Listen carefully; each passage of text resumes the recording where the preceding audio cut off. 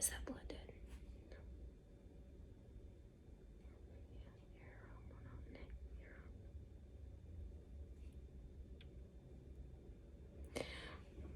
Hi guys, welcome to my video. Today I'm going to tell you a story time of how I met my in-laws. Now, I've touched briefly on my channel that I was engaged once upon a time when I was 18 years old, and I'm going to tell the story of how I met my mother-in-law. She did not like me. She did not think her son should marry somebody with scoliosis and thought that scoliosis was contagious. For people who don't know what scoliosis is, I'm going to tell you that scoliosis is a curve, like everybody has a perfect S-shaped spine, and sometimes God makes people's spine not so perfect S, and that is pretty much scoliosis. That's how I explain it to kids when they ask. I know kids don't watch my channel, but I know parents do, and their kids might ask or something like that, but I have scoliosis. So I got engaged 4 months into my relationship with my ex. People warned me because he was verbally and physically abusive at the beginning of our relationship. And he was just not a friendly person. But I didn't have a very good self-esteem like I do now. And it's taken lots of therapy and working on myself to be a better person. And it is something I still work on today, to be totally honest.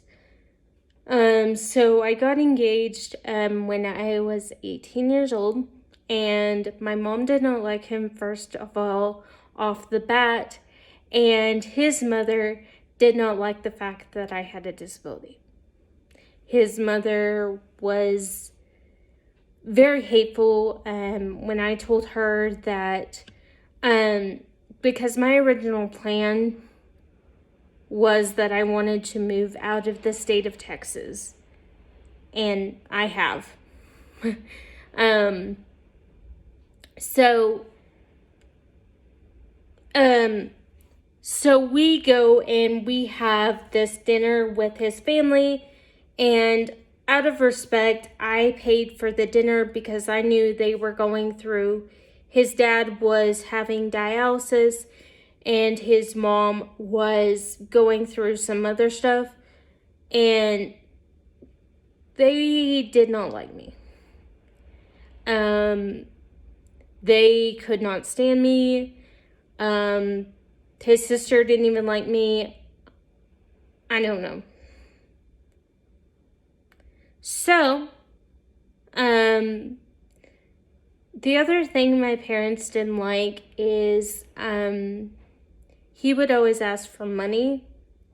Like, we lived an hour away from each other, so we were having to each go back and forth in between his house and mine. Well, we weren't staying the night. I want to clarify, I'm still a virgin. I am waiting till marriage.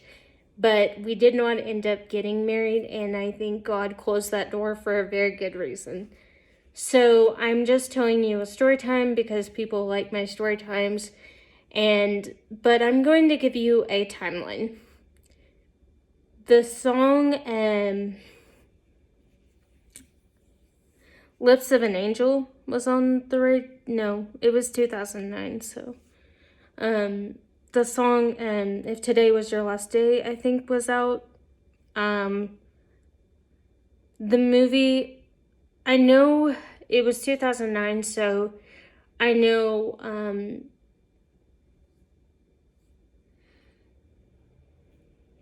I'm trying to think whatever song was on, but that's the first one that popped in my head. So we go to Olive Garden, and I am always one to dress girly. You may not see it on the channel because I'm in work clothes, but when I am at home or when I am out and about, If you watch the video closely, you'll see me 99% of the time in dress and full makeup. Sometimes not so much.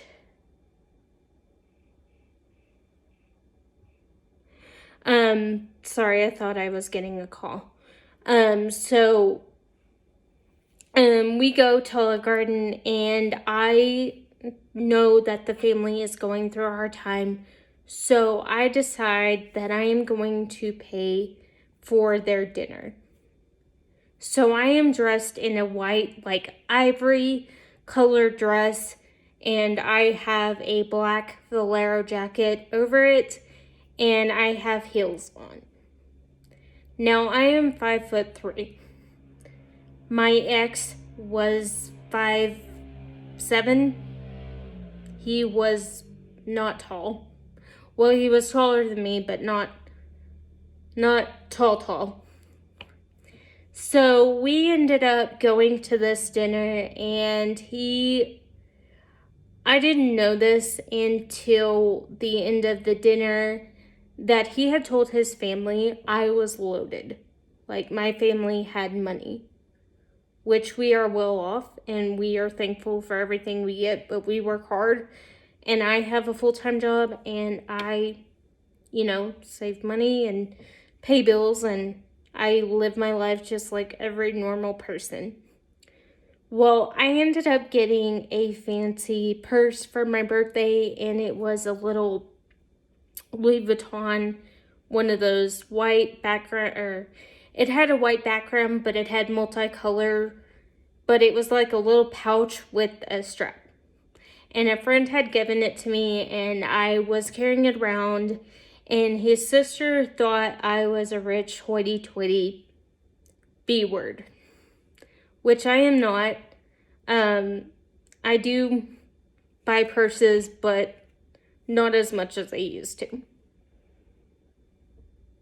And so we were sitting there, and we were finishing our dinner, and he had the audacity to tell me when we got married that I would be the primary breadwinner. And I don't think, now if my husband did ask me that, but I don't believe that the woman should be the primary breadwinner. I think it should be an equal partnership where both parties work, or where the wife stays home and takes care of the house. That's how I was raised, and that's what I grew up with, The woman takes care of the household, and if there's kids, take care of those too. And I wasn't expecting to be a housewife. I knew I would have to get a job, and I knew I would have to finish my schooling.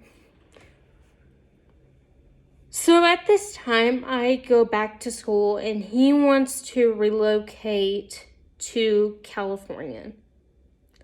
And I'm like, I don't know. I have nothing against California, never been.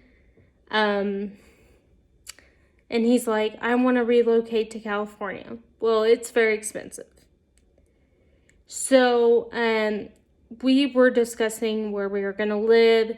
I knew I didn't want to live in Texas, and I knew I did not want to stay there forever.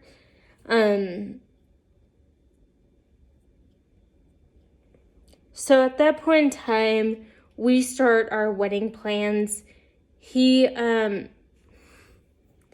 were already engaged at this point, and I was wearing a ring that he had bought with his paycheck. And any guy who tells you to reimburse them for the engagement ring, run, and don't ever talk to them again. Okay, take my advice and run. But I was young and stupid, and young and stupid people, and I'm not calling all 18-year-olds stupid, not doing it. But I was dumb, young, and stupid, and I needed to make my mistake. So I decide that I am going to get married, and I end up going to get my wedding dress. At this time, the movie My Fake Fiance was out, and that will give you a little timeline of events. So we go, and he refuses to let me go with my maid of honor, my mom, his sister, because his niece and nephew were going to be the ring bearer and, flower girl. So he ends up tagging along. And I'm like, I really don't want you to see the dress because I think that should be something you see on the wedding day. So I tell him, hey, can you wait in the car? He refuses. And my mom said, hey, why don't, after we get done doing this, we all go to dinner and it'll be my treat. We can go to whatever restaurant you'll want to go to. It'll be, because my aunt was in town and she wanted to see my wedding dress. And she wanted to see, what it looked like. So my aunt did not like him, and I wanted to get married in June, or because I picked 2 alternate dates because you never know what the weather's going to be. And especially in Texas when I lived, the weather was very unpredictable because certain days it can be windy, 64 degrees, and then you can turn around and it'll be a 80 or 73 and all that good jazz. So we each picked 2 dates, and his dates were July 4th and October 26th. So I was like, okay, I'm not big in fall weddings. I think they're beautiful, but I think it takes a special person to have a fall wedding, and I just wasn't that person. I always saw myself getting married. He wanted our colors to be red, white, and blue. That is actually my pop's favorite color, so he was trying to do red, white, and blue to honor my family so they would like him. Well, they didn't. So I want to thank my wedding coordinator back in 2009 at David's Bridal, because she did everything to stop him from seeing the dress. At the David's Bridal that I ended up purchasing the dress from, there is a place where you can go that is kind of secret where nobody can see, and it was like a back area. So she was keeping me back there so he would not see the dress. And so I go and I put my dress on and I fall instantly in love. And I do have pictures of it. I just got to figure out how to insert it. So I'm going to do it, but I'll do it in another video, on an update video. But think of white dress with like white ribbon around it. And it was strapless. And it was it was straight strapless. It was ribbon. And it was T-length. Because I am 5'3", nothing. So I was like, okay, I want to do T-length. So that was going to be my dress. I had a birdcage veil and it was in white, and my shoes would be red to match the bridesmaids. So one day,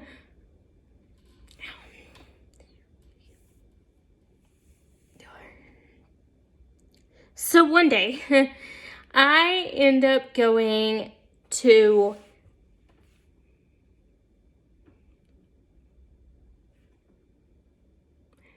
and picking up the dress, and we get it ordered.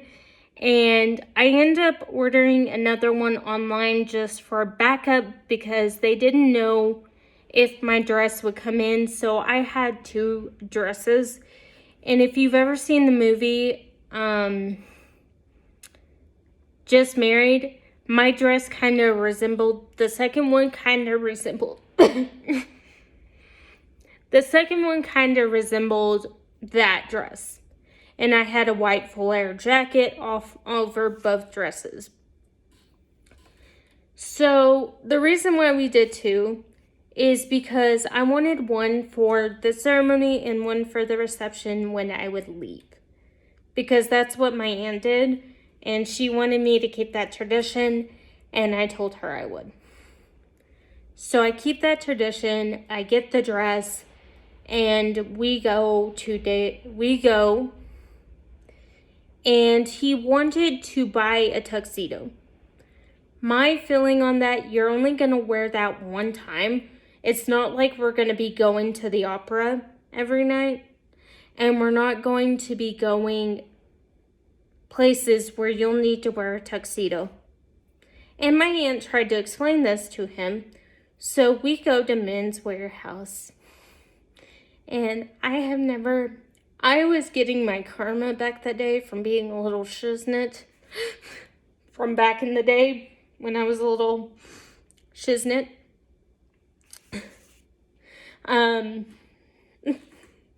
And so he tells the guy, I want to buy the vest. And he's like, you can only rent the vest.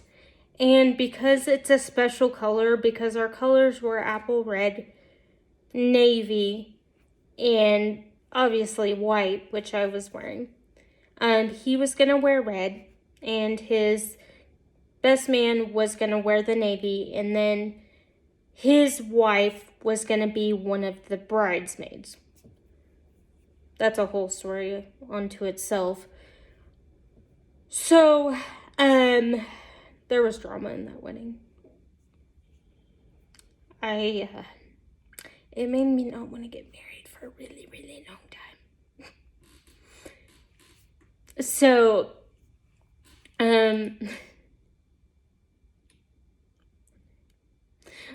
so at that point in time, we end up getting done with, Men's Warehouse, and I'm just humiliated. And I'm just like, I'm done. I'm over it. I've had enough. So we go through the store. We get what we need. And they say it's going to take 6 months. And there could be a possibility that y'all couldn't get it in time. So we ended up going to Oklahoma City and getting everything taken care of. So we ordered the stuff, and I ordered the sash, and David's Bridal used to have this really big sash. It was like a band sash, and it came in multiple colors, and I got mine in apple red, and I got like the pillow, and I donated it all, because we did not get married. So next thing to do is find a venue that is handicap accessible, that it can accommodate if I'm going to be on my walker or if I'm going to be on my wheelchair. So he had already pissed off an owner of a venue who knew my aunt, and they decided not to do partnership with me, which I understand because of him.